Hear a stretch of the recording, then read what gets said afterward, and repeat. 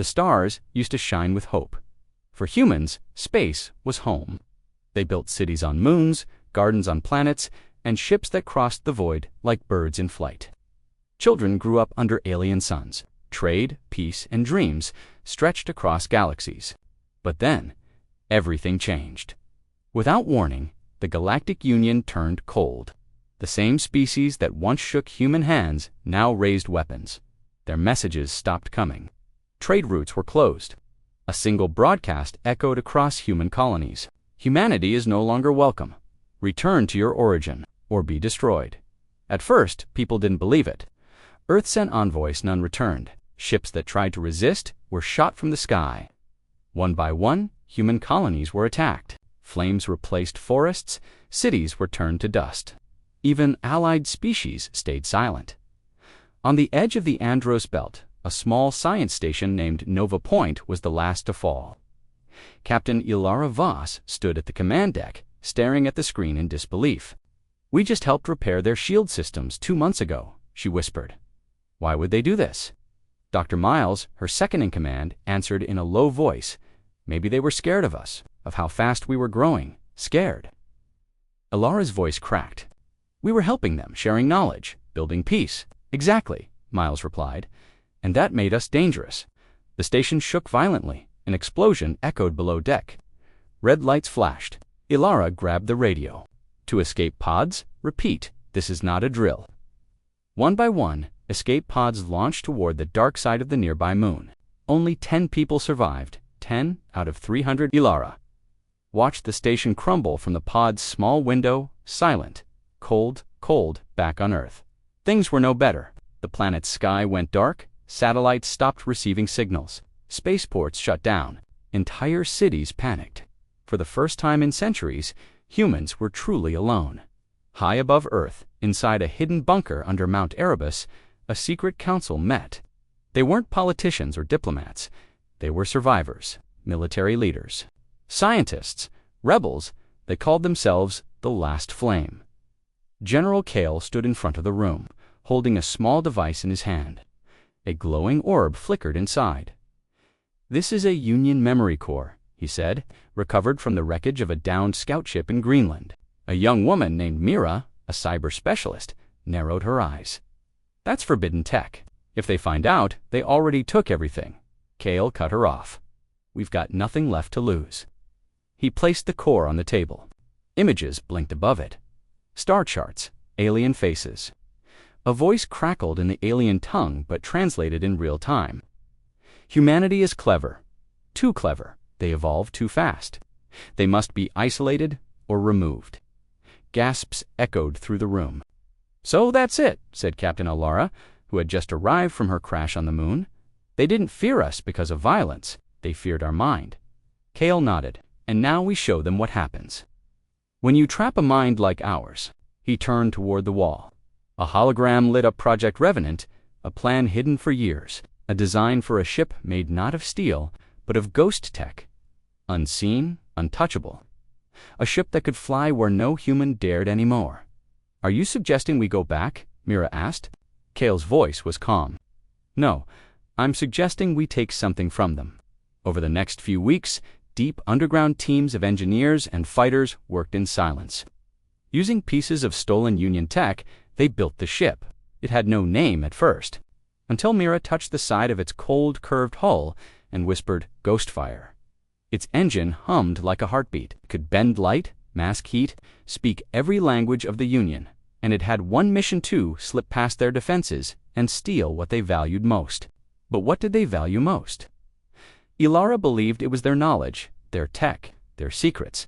Miles believed it was their unity, the control they held over other races. But Kale, he had a different theory. "They took away our future," he said. "So let's take their past." On the day of launch, silence filled the air. Not a ceremony, no flags, just purpose. Ghostfire slipped into orbit unnoticed. As it rose, a child watched from an old observatory near the ruins of Cape Town. His grandfather pointed upward. "They said we were monsters," he whispered. "But monsters don't cry when they lose the stars." The ship passed the moon, then Mars, then the edge of the Broken Gate network. There, hidden behind wreckage, waited a wormhole still active, still connected to Union space. Mira had reactivated it from Earth, using the stolen core dot as Ghostfire entered the wormhole. Illyra's voice came over the comms. "Once we're in, we can't go back. Everyone clear on the mission." One by one, voices responded, "Yes, Captain. Ready. Let's show them what forgotten means." On the other side, stars blinked like ghosts. A massive city moon floated ahead Veritas Prime. The heart of Union law and history, .GHOSTFIRE, hovered in stealth, scanning. "There," Myra said, Central Archive Tower. "That's where they store every memory, every law, every lie." "Time to cut out their heart," Kale whispered. The team landed silently on the outer layer. Inside, thousands of glowing memory cores hummed. Past wars, old treaties, names erased, species wiped. Mira reached into the system. "I found the files," she said. "They deleted us from their records. From everything. Maps, history, language," Miles added. "If no one remembers us, we never existed." Myra smiled faintly. Not for long. She inserted a human core into the system. One filled with videos, music, voices, names, stories of Earth, of sacrifice, of courage, of songs sung in darkness. The system resisted. Lights flickered. Security drones moved in. Kale lifted his weapon. By her time, explosions rocked the tower. Illyra covered Mira as she finished the upload. One by one, the Union's walls of silence broke in real time. Across their worlds, screens flashed. Humanity, status unknown records, restored message, we remember. The Union panicked. Their leaders shouted over one another. On a nearby ship, the alien who had ordered Earth's exile stared at the message with wide eyes. They're back. Back on Ghostfire, the team escaped through the chaos. Union forces tried to follow, but the ship was too fast, too quiet. A ghost, as they crossed the wormhole again, Mira turned to Kale. "We didn't take their tech. We didn't take their weapons." Kale nodded. "No, we took their truth, their history, their illusion of control." "And what now?" Illyra asked. "We make them feel what we felt," he said. "We remind them that forgetting us was their biggest mistake." As Ghostfire descended into Earth's atmosphere, people looked up once more, not in fear, but in awe. The stars were still far, but not unreachable, not anymore. The galaxy had tried to bury humanity in silence, but in the end, silence couldn't hold a story that still burned, because when they pulled us from the stars, we stole what they loved most, their pride, their story, their heart. Beneath the cracked skies of Earth, cities stood like skeletons burnt, broken and silent. The great towers of London, the solar farms of New Cairo, the floating domes of Pacific Paragon, but deep underground, where fire couldn't reach, something still burned. Hope, the last flame command base, hidden inside an old asteroid mining facility beneath Alaska, buzzed with activity. Humans who had survived the purge worked day and night. Engineers, scientists, fighters, even children. Some were tired, some were scared, but none had given up. Commander Illyra Voss stood before a massive holotable, watching the slow spinning projection of a ruined Earth. Her jaw clenched as the screen zoomed in on a small red dot blinking in the Himalayas. "We just received a signal from a crash site," said Mira, the cyber specialist, entering the room with a datapad. "Alien tech, still active, possibly a Union scout ship." Illyra's eyes narrowed. "Is it a trap?" Mira shrugged. "Maybe, but if it's real, it could have data routes comes, even access codes." Kale, standing in the shadows behind them, crossed his arms. "And if we get caught, it's over." Illyra turned. "It was over when they set our sky on fire. This is survival." Kale paused, then nodded once. The mission team consisted of 4. Illyra, Mira, Kale, and a young soldier named Juno Silent, deadly and loyal. They took a stealth rover through the frozen wastelands of Asia, crossing ruined roads and snow-covered cities. The journey took 2 days. On the 3rd night, they reached the crash. The ship was small, buried halfway in ice. Its engines were cold, but the main core still blinked dim green light. Smoke curled from shattered panels. Inside, the smell of burned metal and something else, blood. "Looks like it crashed hard," said Kale, scanning the walls with his weapon drawn. Myra moved fast. She connected a cable from her wrist pad into the ship's core. Lights flickered. Symbols scrolled across her screen. "Encrypted," she muttered, "but not fully locked. Give me time." While she worked, Ilara searched the ship's compartments. What she found made her freeze. Inside a sealed pod was a child oddly and small, thin, with soft gray skin and glowing blue eyes. It was breathing. "Unconscious but stable," Ilara called out. "Mira, Kale, we have a passenger." Kale stepped beside her, confused. Why would they leave a kid on a scout ship? Ilara shook her head. Maybe it was hidden. Maybe someone was trying to smuggle it away. Mira walked over. Her voice softened. "That's species Valari, one of the oldest Union races." Kale frowned. "And one of the most loyal to the Council." Ilara looked down at the child. Its hand twitched. Its lips moved, barely a whisper. "Don't let them find me." They brought the child back. Doctors at the base were stunned. No one had seen a living alien up close since the exile. The child, weak but alive, gave only one name. Sorry, she didn't speak much at first, just stared at the sky through the ceiling vents, whispering things in her own language. Ilara visited her daily, brought her water, books, and warmth. After a week, Sorry finally spoke. "They'll come for me." "Who?" Ilara asked gently. Sorry hesitated. "My people, the Union. They already know I'm missing." Kale didn't like it. "We should have left her there," he muttered one night. "She's a threat." "No," Ilara said. "She's a key." "To what?" Ilara looked him straight in the eyes. "To everything." Myra decrypted the ship's core. The data was worse than they feared. A secret directive, marked Eclipse 13, had been sent to all Union fleets. Erase all remaining human DNA from the stars. Do not engage in negotiation. Leave no trace. Kale slammed his fist on the table. "They're not just blocking us, they want to erase us." Ilara stared at the screen. "We have to strike first." Mira hesitated. "There's something else. A signal. Someone sent a message from Earth. To the Union a few days before. We found Sorry, what kind of message?" Ilara asked. Mira swallowed. "Coordinates, movement data, base locations. Someone betrayed us." Tension spread through. The base eyes narrowed. Whispers grew. There were only 200 people left in the bunker, and one traitor among them, Kale, ran security sweeps. Nothing but Mira. Found something chilling. Whoever sent the data used a console in the medbay. The same medbay where Sorry was being kept. They stormed the room, weapons raised. Sorry sat calmly, reading a book. Ilara looked around. Who accessed this console? Sorry pointed at a nurse. Human, quiet, nervous. "He told me I didn't belong here," she whispered. Kale grabbed the man. He confessed in seconds. "They promised to let me live," he said. "I sent the signal, but I didn't know they'd find the base."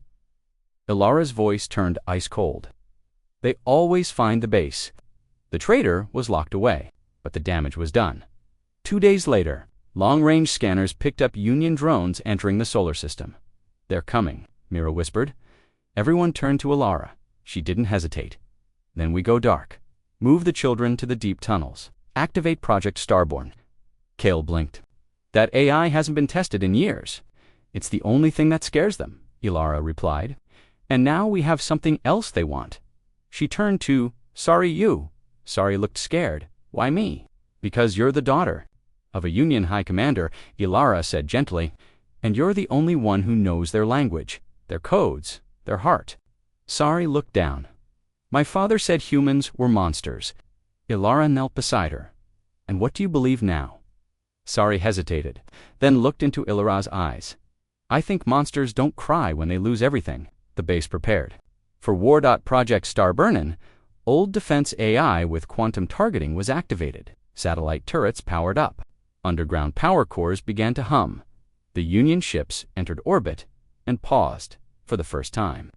They didn't attack. Instead, a message came through. "This is Commander Valak of the Union," returned the child. "Or Earth burns." Everyone in the base went silent. Sorry stared at the screen. "My father," she whispered. Ilara spoke into the radio. "You erased our people. You attacked our homes. You don't get to demand anything." Valak's voice was sharp. "She's my daughter. She's our survivor," Ilara said, "and she made her choice." That night, Sari sat beside Ilara on the roof of the base. The sky above was still broken, but stars could be seen through the cracks. "Do you regret saving me?" she asked. Ilara shook her head. "Never." Sari nodded. "Then I'll help. I'll tell you everything I know." Ilara smiled. "Good, because we're going to take something from them." Sari looked at her. "What?" Ilara whispered. "Their peace, their power, their heart." The Union thought Earth was dead, but in the ashes, fire still lived, and soon the stars would burn. It was past midnight when the signal came. Deep inside the underground command base, Mira sat alone in the data room. Screens surrounded her, blinking softly. She was reviewing captured Union codes, looking for patterns, when suddenly one screen went dark, then flickered blue.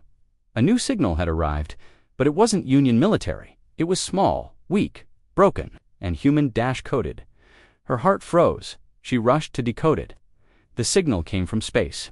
Not Earth, not the moon, but far beyond, near Jupiter's orbit. She ran straight to Commander Ilara's quarters. "Ilara," she gasped. "I found a signal. A human one." Ilara sat up fast. "That's impossible. No one's out there." Mira shook her head. "This one is." The next morning, the leaders gathered in the war room. Kale paced beside the hologram showing the signal. "Could be a trap," he warned. Mira shook her head. "Too weak for a trap. Too broken." Ilara folded her arms. "We had outposts near Jupiter. Mining stations, research labs, all lost after the purge." Kale frowned. "You think someone survived?" Ilara nodded slowly. "Or something survived. Either way, we're going." Sari, sitting quietly nearby, looked up. "What if it's bait?" "Then we'll bite carefully," Kale said, "but with teeth." They took Ghostfire, the stealth ship, built with stolen Union tech. Silent, fast, and invisible to most sensors. Its dark hull shimmered under the rising sun as it launched from a hidden tunnel in the Himalayas. Inside the ship, Mira sat at the controls, guiding them through space. Kale ran a weapons check. Ilara stood at the observation window, watching. The stars pass. Sari stood beside her. "Do you miss it?" Ilara blinked. "What? The stars? Traveling like this, exploring." Ilara's eyes softened. "I miss when space felt like freedom, not a cage." Sari nodded. "My people called this part of space the cold edge. Nothing lived here." Ilara turned. Maybe they were wrong. They reached Jupiter's orbit after 6 hours. Floating between debris and frozen rocks was a small, half-destroyed station code marked Station H-7. Lights flickered inside. Ghostfire scanned the structure. "No life signs," Mira said, "but there's power. Weak, like it's running." On backup, Kale frowned. "Atmosphere's stable. Might be a sealed section inside." Ilara nodded. "We're boarding." The team entered through the side airlock. Their boots echoed on the metallic floor. The place smelled of dust and old fire. Cracked screens, floating ice in the corners. Everything was frozen in time. Mira moved ahead. Signal came from Level 3. Kale moved quietly, weapon ready. On Level 3, they found it a sealed door. Flickering lights, a human console blinking with a blue message. "If you are reading this, run, they're still here." Kale's voice was low. "What the hell does that mean?" Suddenly, a noise, a soft metallic clang. Then another. From deeper inside, they turned sharply. At Elara gave the signal. Silence. She pressed the console. The door hissed open. What they saw stunned them. Inside the room was a chamber filled with cryopods, maybe 10, all covered in frost. Inside, each pod humans, still alive, still breathing. Mira gasped. They survived the purge. Ilara walked forward slowly. Each pod had a name tag. Scientists, engineers. One was a child. Ilara's hand hovered over the control panel. "Should we wake them?" Mira asked. But Kale was staring at something else. On the far side of the room was another pod, different, sleek, alien inside it. Not human. It was a humanoid alien, tall, thin, with dark silver skin. Its eyes were closed. Markings covered its face. A prisoner. Mira checked the pod's data. Her eyes widened. "It's not a prisoner," she said. "It was protecting them. It activated the cryo seal. It saved them." Sari stepped forward, her face pale. I know what species that is, she whispered. It's called a Veltari, ancient, rare. They served as guardians before the Union formed. They were hunted down. Kale looked confused. Why would one help us? Mira stared at the screens. There's more, she said. It sent the signal. Everyone fell silent. The cryopods suddenly made a hissing sound. The alien pod began to glow. Kale raised his weapon. We don't know what it's going to do, no, Ilara said. We wait. Slowly, the pod opened. The alien stepped out, weak but standing tall. Its silver eyes scanned the humans. It didn't speak with words, but they all heard a voice. Inside their minds, you came. Sari gasped. It's speaking with mind links. Ilara nodded. Why did you save them? Because the Union lied. They feared what humans could become, but I saw your heart. The being walked to one of the pods, placing a hand on it. This one gave me hope. A scientist. She helped me escape when they ordered my death. I returned the gift. Myra stepped closer. What is your name? You may call me Rin. Suddenly a blared. Mira checked her wrist pad. Union scout ship, entering the sector, Kale swore. They followed us. Rin turned toward the team. Let me help. I can block their scan. You must escape. The humans must live. Ilara stared at the 10 sleeping pods. We can't carry them all. Yes, we can, Mira said. Rin can guide us through the field.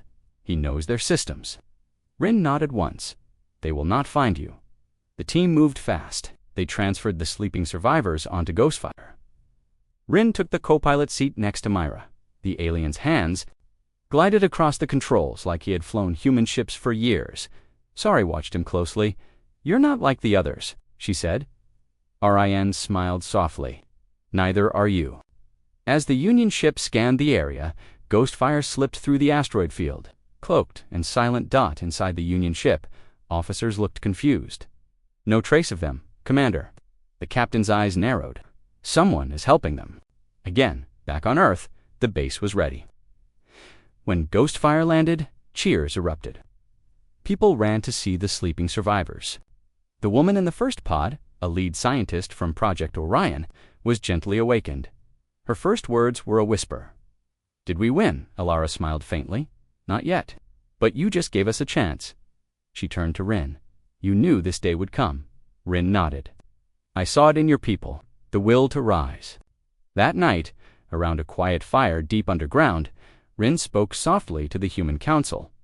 You must stop thinking like prey. The Union fears you, not for what you are, but for what you might become. Ilara looked at Kale.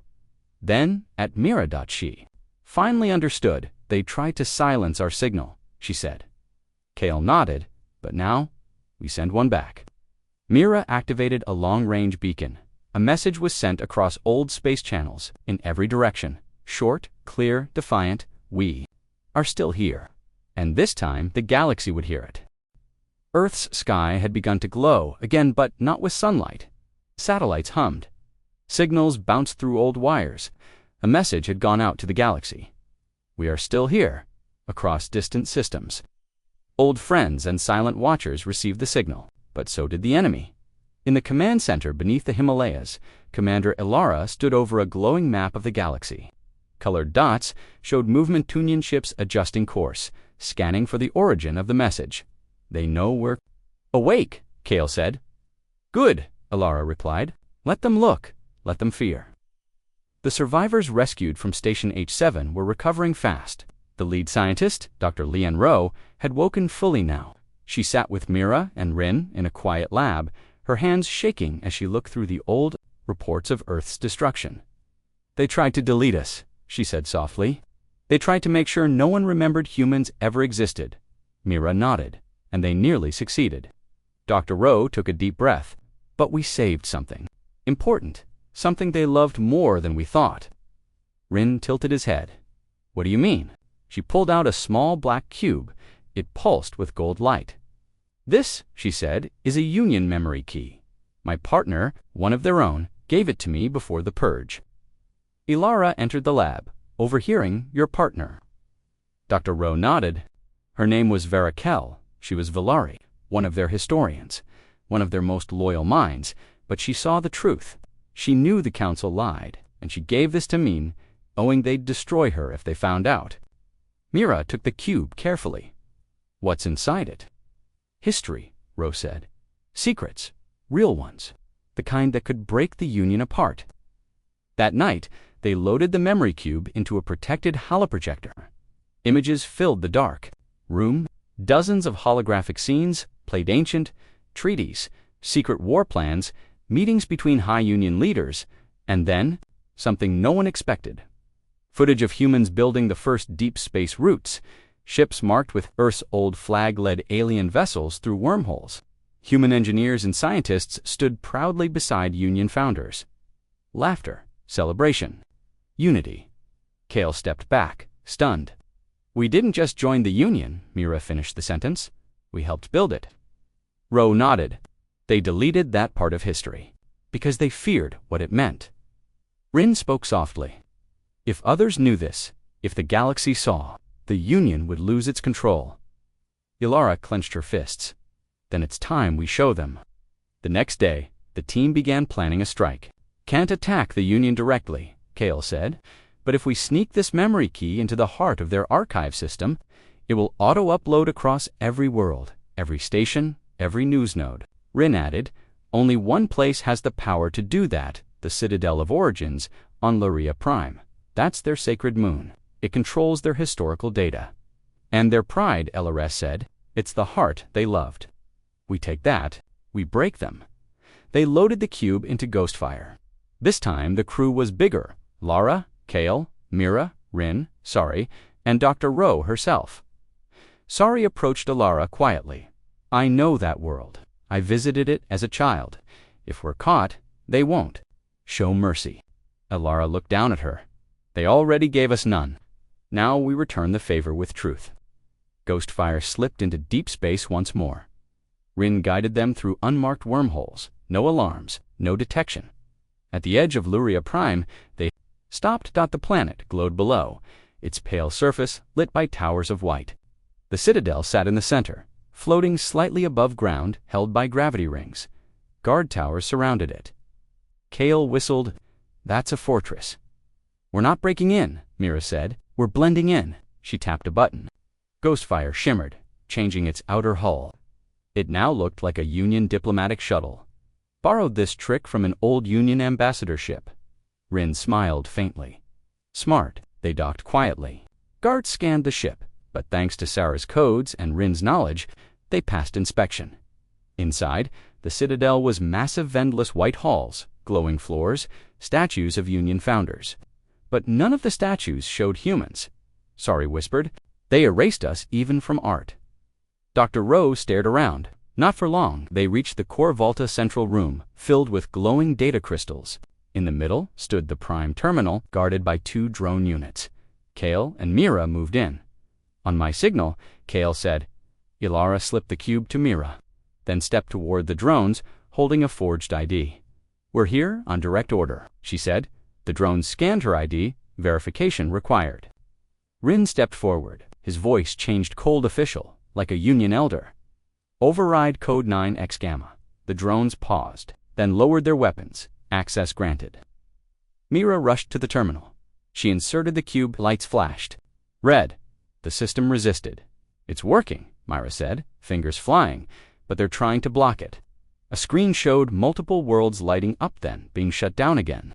Someone inside the Union network was fighting back. Ro touched the console and whispered, "Vara's name." The cube flared. The blocks collapsed. All at once, the footage files and voices of forgotten history spread like fire across the galaxy. Every planet, every ship, every citizen, every lie. Exposed back inside the Citadel, alarms blared. Security breach. The system shouted. Kale drew his rifle. Time to go. They raced through the corridors, guards chasing behind. Sari ducked. Past lasers, guiding the team through hidden tunnels she remembered from childhood. They reached Ghostfire just in time. Rin activated its stealth mode mid-flight. Behind them, the Citadel erupted in chaos. But it was too late for the Union. The truth was out. Back on Earth, messages flooded in. Aliens who had forgotten humans now remembered. Old allies sent secret support. Some Union races began protesting. One message stood out. We never knew the truth. We're sorry. What can we do to help? Ilara watched the stars from the command deck. Sorry, sat beside her. They tried to bury us, the girl said, but they buried themselves. Ilara smiled sadly. They loved their history, but now the galaxy knows we were the heart of it. Rin spoke quietly from behind them, and when you take the heart, the body falls. The stars had changed. Since the memory cube went live, everything across the galaxy had shifted. Union broadcasts stuttered. Protests started on minor planets. Questions echoed through the systems. Why did you erase them? What else are you hiding? Earth's signal had become a spark, but fire needed fuel, and Ilara wasn't done yet. Inside the last flame war room, Mira stood beside a new star map. This sector here, she said, pointing at a dark patch of space, is completely off-grid. No data, no travel routes. It's been blocked by the Union for over 50 years. Kale crossed his arms. We tried scanning it last year. Nothing came back. Dr. Rowe stepped forward, because there's something hidden there. She placed a small glowing chip on the table data she'd taken from the memory cube before the Citadel raid. It's called Vault 7. A Union black site. Rin narrowed his eyes. A vault, Rowe nodded. They used it to hide more than history. Weapons, experiments, prisoners. Things they didn't want anyone to see. Ilara leaned in. You think humans are in there? Rowe hesitated. I think we're not the only species they've erased. Ghostfire launched again, this time headed toward the Black Zone. No wormholes led there. No patrols flew past. The region was dead. Light didn't reach it properly. The deeper they flew, the darker it became. Even the stars looked afraid. Sari sat beside Rin at the controls, watching the sensors. No Union ships nearby, she said, but I'm picking up something strange, like shield interference. Mira looked over her shoulder. It's cloaked, Rin nodded. Just like Ghostfire, only older. They approached a massive object floating in the void, a giant cube-shaped station, half buried in the blackness.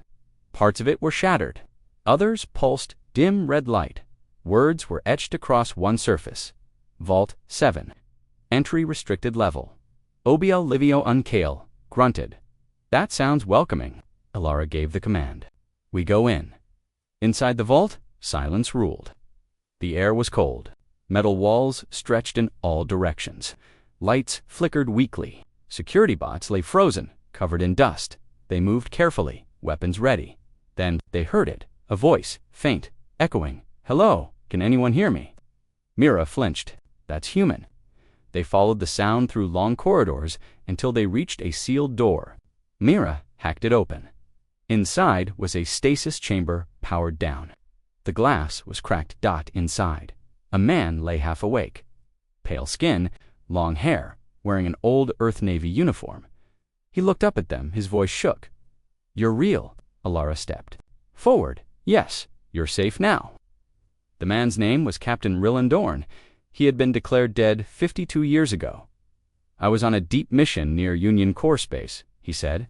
We found out they were experimenting on entire species. When I tried to leak it, they arrested me, told everyone I died. He looked around, eyes wide. Is Earth gone? Ilara smiled faintly. Earth stands, and we remember you. They found more stasis pods, not just humans, aliens too, from species long believed extinct. Some were weak, some could barely speak. All had one thing in common. They were erased from history. Why keep them alive? Sari asked. Rin spoke with sorrow in his voice. Control? If they killed them, they'd become martyrs, but locked away. Forgotten. That's more powerful. Mira looked at Ilara. We need to wake them, all of them. Ilara nodded. Then we bring them home. As they began reviving survivors, alarms suddenly blared. Union ship inbound, Calais shouted. Fast, big, not a scout. This is a warship. How did they find us? Mira yelled. Sari's eyes went wide. They must have locked a signal in the vault itself. A last warning. Ilara turned to Rin. Can you stall them? I can mask our escape route, but not for long. Ilara looked at Kale. You and Mira take the survivors. Get back to Ghost. I'll hold them. Kale stepped forward. No, you're not. She grabbed his arm. We can't fight them, Hedden. Someone needs to stay. Distract them just long enough. Kale's jaw clenched. Then I'm staying too. The Union ship arrived massive, triangular, glowing with weapons. Inside, Commander Valek stood tall. His face was calm, cold. They've found Vault 7, and they're trying to leave. He gave the order. Destroy the station, wipe it all. Inside Vault 7, Kale and Alara stood in a control room. Lights blinked red. The station trembled. We can overload the core, Kale said. But it'll destroy everything, Alara nodded. That's the point. She activated the self-destruct. A timer appeared. 3 minutes, time to go, Kale said. Alara looked at the frozen halls, at the cells, at the quiet ghosts. We're not running anymore. In the distance, Ghostfire blasted away with survivors aboard. Rin flew through an asteroid field, dodging scans. Sori watched the vault grow smaller behind them. Suddenly, it lit up. A giant blue wave exploded outward. The Union warship was caught in it. Its systems fried. Shields failed. The station was gone. But so was Ilara. Back on Earth, the news of Vault 7 shook the stars. Footage from recovered survivors spread across rebel channels. The galaxy saw the prisoners, the lies, the hidden victims, and Alara Voss standing proud before the final blast, a symbol, a spark, a flame. Kale returned weeks later, wounded but alive. Rescued at the edge of the blast zone by Rin and Sari, he carried something in his Handelaris pendant. He placed it on a console in the war room. She lit the match, he said quietly. Now we burn down the lies. Rin stepped forward. The galaxy is watching. The Union is weak. The next move is ours. The galaxy was burning, not with war but with truth. Ilara's sacrifice at Vault 7 had shattered silence across the stars. Billions saw what the Union had hidden.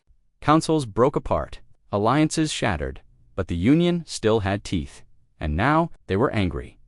In the skies above Earth, satellites caught the signal first. A fleet of 12 Union destroyers had entered the solar system. No warning, no message. Just warships dot inside the last flame command base. Kale stared at the screen in silence. They're not here to negotiate, Mira said. No, Kale muttered. They're here to end us. Double quotes RIN stood beside him, arms folded. They want to make an example, to show the galaxy what happens to rebels. Kale looked at Mira. What's our defense strength? She swallowed. Not a moaf. We've got the orbital drones, the planetary guns, and Ghostfire. But against 12 ships, Kale nodded grimly. We buy time, we hold, and we make them bleed. Vault 7. They had seen the Union's cruelty. Now they wanted to fight. I can fly one of the old defense cruisers, Rillan said. If we can reactivate it. Sari held up a tablet. Already did. The lights above flickered as deep under the base. A buried hangar came to life. Earth warships. Broken, buried, but not forgotten. 1 hour later, humanity launched its defense. Ghostfire rose first, cloaked and ready, then Revenant, an old Terran dreadnought. Barely held together, and behind it, smaller fighters piloted by humans, aliens, and volunteers who had once been Union prisoners. Kale spoke into the comms. They wanted to erase us. Now they can try again while we fight. The first Union destroyers reached orbit. Their Admiral Commander Valek stood tall on the bridge. Fire at will. He said the sky lit up. Missiles rained toward Earth, but the Revenant intercepted the first wave, its old shields roaring too. Life Ghostfire zipped behind the largest destroyer, disabling its engines in a silent strike. Inside Union control rooms, panic started to spread. They have stealth tech advanced. Then we send the message another way. A second fleet of Union ships began targeting Earth's surface civilian zones, power stations, even refugee camps. They're not just fighting soldiers, Mira said, voice trembling. Kale gritted his teeth. Rin, is the defense grid ready? It is now. Rin activated the orbital defense ring-end old Earth system once thought lost. A chain of satellites powered by solar cores lit up around the planet. Forming a bright red barrier. Union missiles hit a tand, bounced.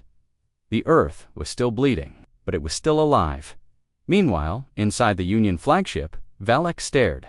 At the reports, their tech is too advanced. Their resolve too strong. One of his officers turned, eyes wide. Sir, One of our own colonies just declared neutrality. Another is rising in protest. Valak knew then, if he failed to crush Earth now, the Union itself would fall. So he gave the final order, deploy the Ember. Everyone froze.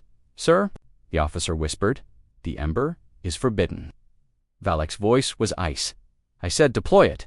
Back on Earth, Mira stared in horror as a strange object launched from the Union flagship. It's not a missile, she said. It's a living weapon. Rin's face turned cold. They've unleashed the Ember. What is it? Kale asked. A machine born of fear. Half AI, half bioweapon. It doesn't destroy cities, it destroys minds. The object split in the air black. Smoke spreading like a wave. Communications failed. Weapons jammed. Screens turned to static. Kale screamed into the radio. Fall back! Everyone fall, but it was too late. The Ember struck the Earth's upper atmosphere. Fires burned on the horizon. Beside him, Mira was coughing. What? What happened? She asked. He stood slowly. I think it tried to shut us down, break our minds. Ghostfire crashed, but the Revenant still flies. Kale looked to the ruined sky. They wanted to end the story here. Sarah looked up at him, but they forgot. Humans write their own endings. From the mountains of Pakistan to the deserts, of Mars base Echo, scattered survivors began to rise again. The Ember's wave had failed. It had caused fear, but not surrender. Humanity had seen worse, lost more, and still, it stood in the command base. Mira managed to restore partial comms. Kale, she said, smiling weakly. He raised an eyebrow. From who? She turned the screen. Dozens of video feeds blinked on. Alien leaders, rebel colonies, scientists from neutral worlds, even former Union soldiers. We saw what you did. We saw the truth. We stand with Earth. One screen zoomed in. A former Union captain stared directly into the camera. Tell your people, you're not alone anymore. Rin stood beside Kale. The Union struck first. But now, they bleed. Fight back. Kale placed Ilara's pendant around his neck. The fire in his eyes returned. No more hiding, no more running, no more silence. The Earth still burned. Skies were dark and cities silent.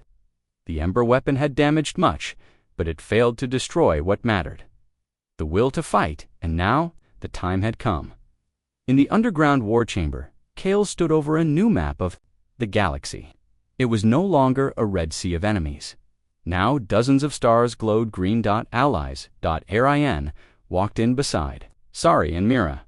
They had just returned from a mission meeting rebel leaders near the far-reach stars. They're ready, Rin said. Fleets? Kale asked. 3 systems confirmed. 2 more on the way, Mira said. They saw Earth survive the Union's worst weapon. That gave them courage. Kale nodded. Then we hit back. The plan was dangerous. Strike the Nexus Gate, a huge space station controlling 70% of all Union wormhole routes. It was the Union's spine. If it broke, they'd lose access to most of the galaxy. Mira tapped the display. The gate floats above Zerna Prime. Massive defenses. Fully automated? No. Weak spots, Kale smirked. There's always a weak spot. Sari raised a hand. I know one. They turned to her. When I was a child, she said, I toured that station. My father Valak took me to a hidden chamber, a maintenance route, not on any map. She drew a circle on the display. Right here, if we sneak in a team, we can shut down the gate's shield from the inside. Kale stared at the girl. You sure? She nodded. I remember, because it was the only place he said I should never go alone.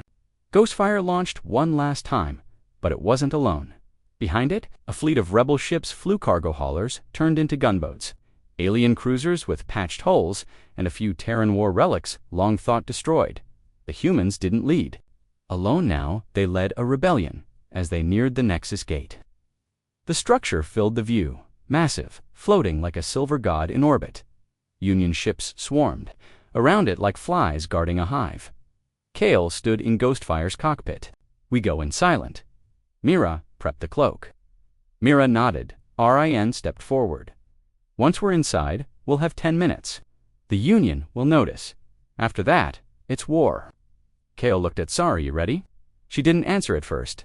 Then, she pulled back her coat, showing a Union pendant her father's. "I was born in their shadow. Now I'll help destroy it." They slipped in through the side docks. No alarms, no sensors picked them up. Just like Sari said, the maintenance shaft still existed, covered in dust. Abandoned for years, they moved in teams. Kale, Sari, Rin, and Mira headed for the core.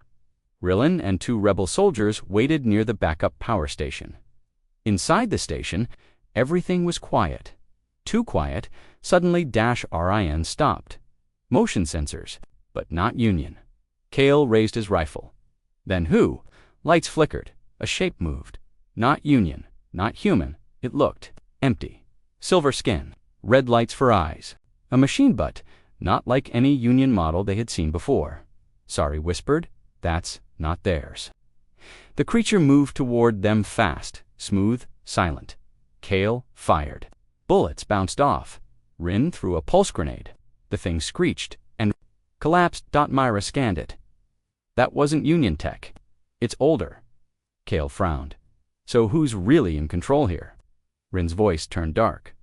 Maybe the Union isn't just lying about history. Maybe they're puppets too. They reached the core. Myra plugged into the gate controls. Almost there.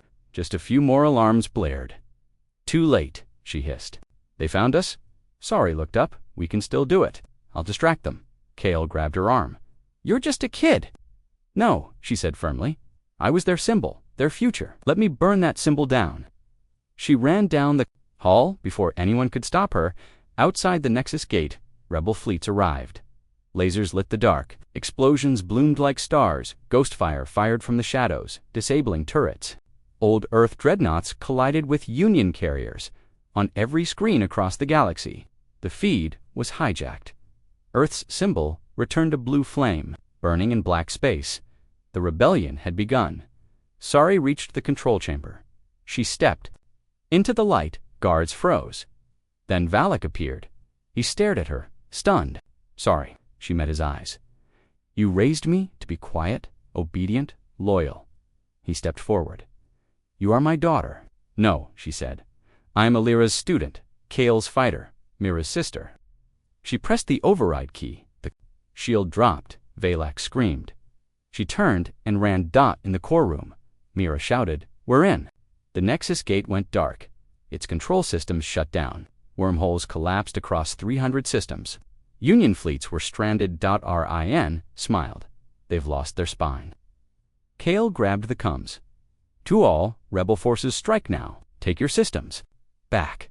This is your chance." One by one, Union outposts fell. Not by force, but by rebellion. Colonies declared independence. Fleet captains mutinied. Worlds once silent now shouted. The Union had ruled through fear. Now fear turned on them. Sari returned. To Ghostfire, blood on her lip, bruises on her arm, but eyes blazing. "You did it," Kale said. She nodded. "No, we did."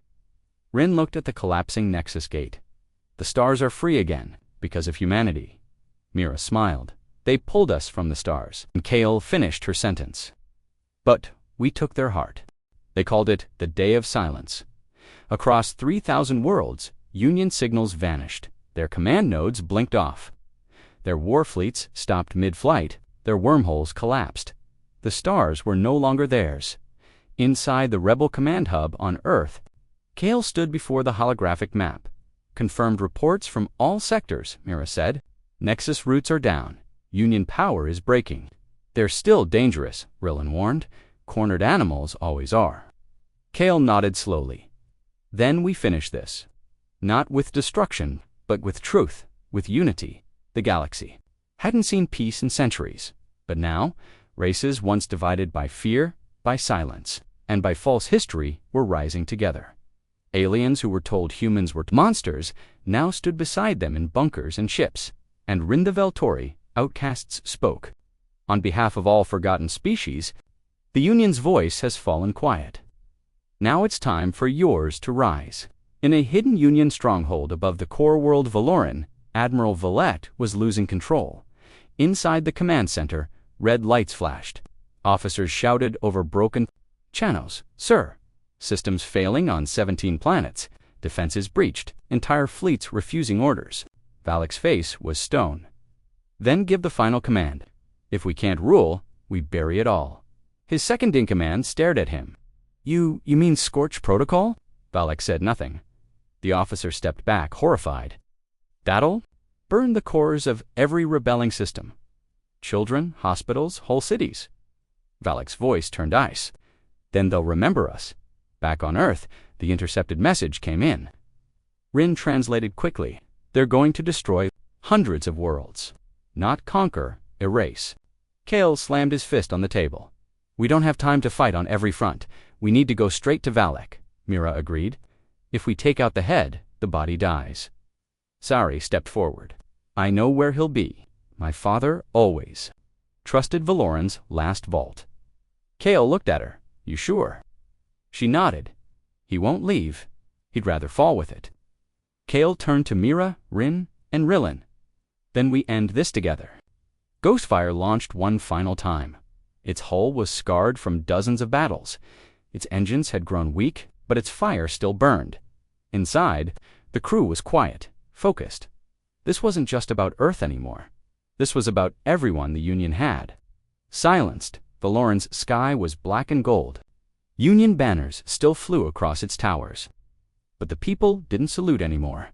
Inside the Capitol vault, Valak stood alone in the control chamber. His eyes red, his hand on the scorched trigger. He watched the stars through the glass dome. They think they've won, he whispered. They've only delayed the end.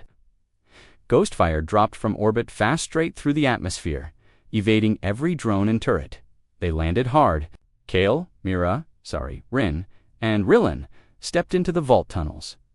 It was quiet, too quiet. Kale whispered, he's waiting. Rin nodded. He wants us to come. Inside the vault's main chamber, the air was cold. Metal walls glowed faintly red. At the center was Valak standing beside a console glowing with countdown codes. Kale raised his weapon. It's over. Valak turned slowly. You look like your commander, Elara Voss. Kale's jaw tightened. She died, making sure we'd reach this moment. Valak smiled bitterly. And for what? Broken alliances? Alien savages crawling back to your flag? Sari stepped forward. No, for the truth. Valak's eyes met hers. You disappoint me. No, she said. I free you. She raised her sidearm. Step away from the console. Valak didn't move. He placed his palm on the trigger. 1 touch, 1 second. I end hundreds of worlds. Kale lowered his weapon slightly. Then end me, he said. Spare the rest, Volek hesitated. You'd trade your life. Yes, Mira stepped forward. And mine, Rylan nodded. All of us, Rin's voice echoed. Because humans believe in something you don't. Valak's hand trembled. What? Hope. Sari walked toward him slowly. She pulled out something from her Coda necklace. Her mother's Valak. Eyes widened. I kept it, she whispered. Even when you left me in the dark. His fingers left the trigger. The countdown stopped. The console went dark, and Valak collapsed. Outside across the galaxy, lights changed, weapons shut down. Orders halted. The Union's command structure shattered. Not in a battle, but in a choice. A moment. A daughter's voice. Later, the galaxy began to rebuild. A new council formed not just humans, not just one race, but many, all equal the Terran. Flame became a symbol of resistance, not war but survival.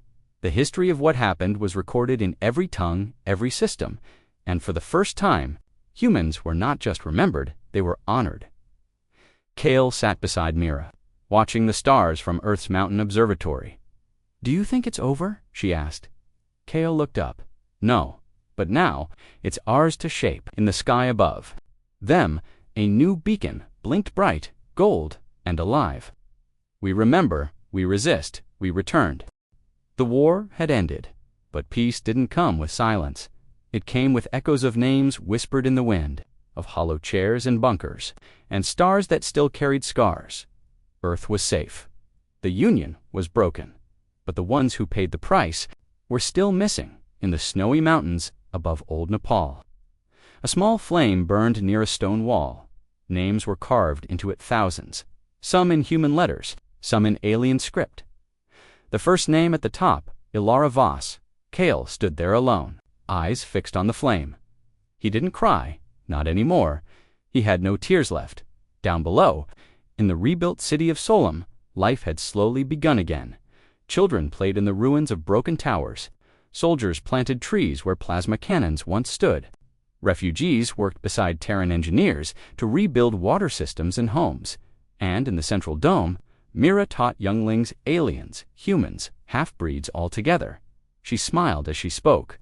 Before the Union fell, there was a woman. She had nothing left, but she stood tall. And because of her, we all still breathe. The children listened. Even if they didn't understand the war, they understood her courage. In the far west, near the coast, the Revenant stood like a rusted monument, no longer flying, just resting, Captain. Ryland Dorn spent his days sitting on its hull, fixing old joints, repainting battle scars. "You're a graveyard of ghosts," he said to the ship, "but you're also a memory." A few former rebels came by now and then, veterans, survivors. They sat with him. They shared silence. Or stories. He didn't want a throne. He chose the shadows. Again, Rin visited worlds that had stayed silent. Ones that were still scared. He listened, spoke little, delivered food, medicine, tech. "I was erased once," he'd say quietly. "I won't let you be." The Veltari once feared humans. Now, they told their children stories of the quiet human ally who walked alone. And sorry, she was different. She had grown in war, but now she walked among peace. Her hair was longer, her face still carried the same fire. But her eyes had depth pain and wisdom. She worked in the Vault of Memory, the great archive built from the ruins of Union data. Every erased species had a voice there now. Every lost name had a place. And at the center of it all, under a glass circle, was her old Union pendant. The one her father gave her. She had placed it beneath Ilara's final message. "They tried to delete us, but we are not a file, we are fire." One night, the original crew reunited. Kale, Rin, and Ryland sat around a fire at the edge of Ghostfire's old landing zone. The stars were bright dot, no ships, no alarms, just sky. Myra passed around cups of warm tea. To the end, she said softly. Kale raised his cup, and to the beginning, they all drank.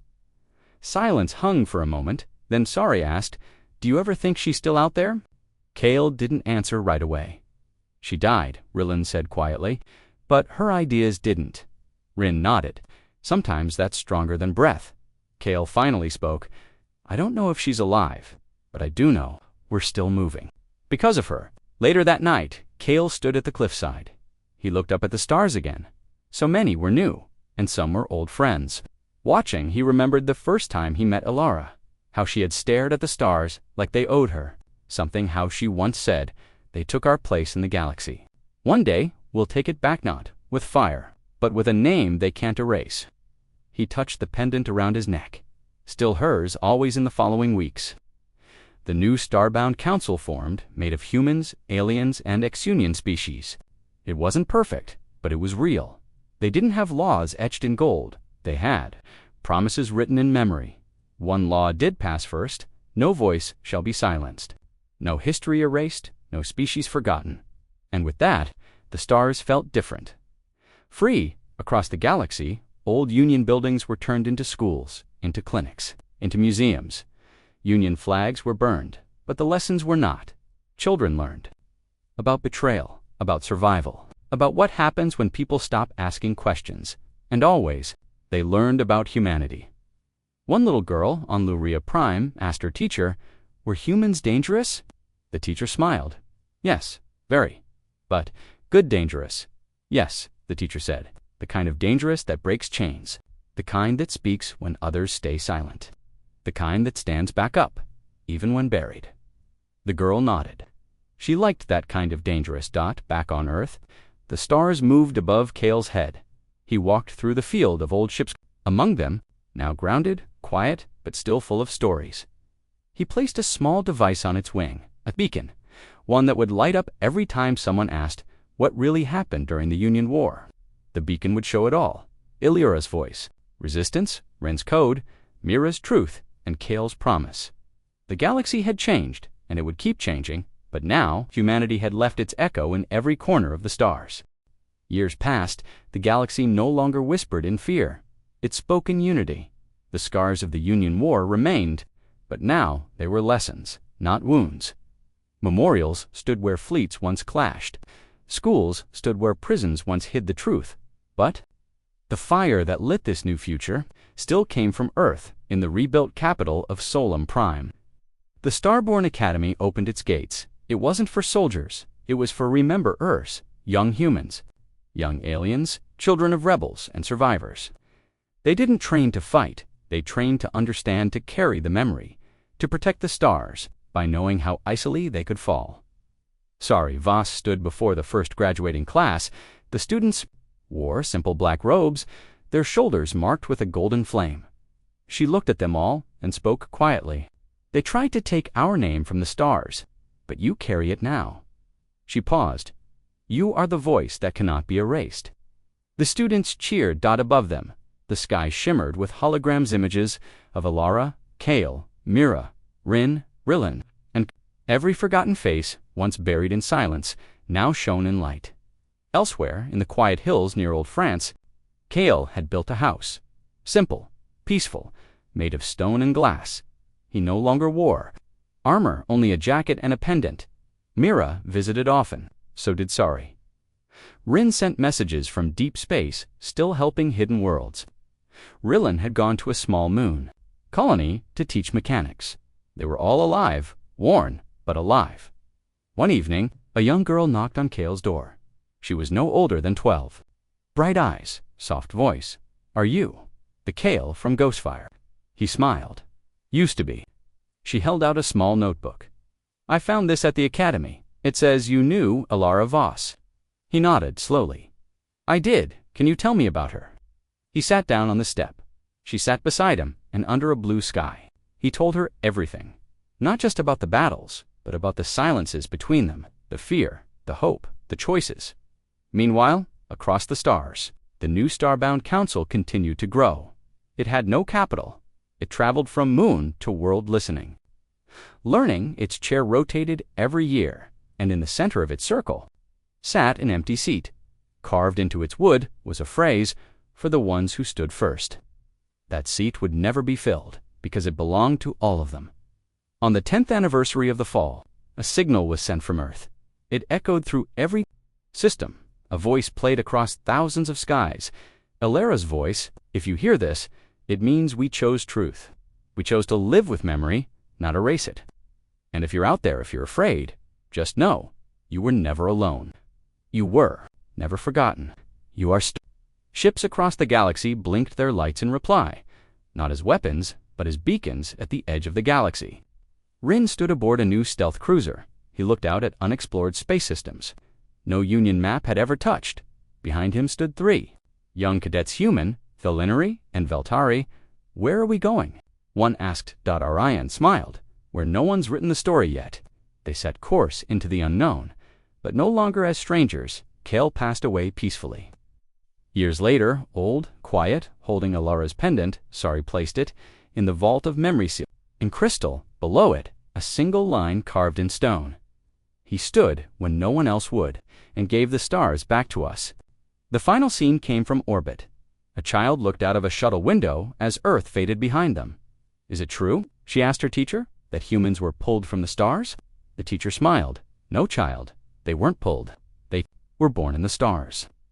The END, but every ending is just a start.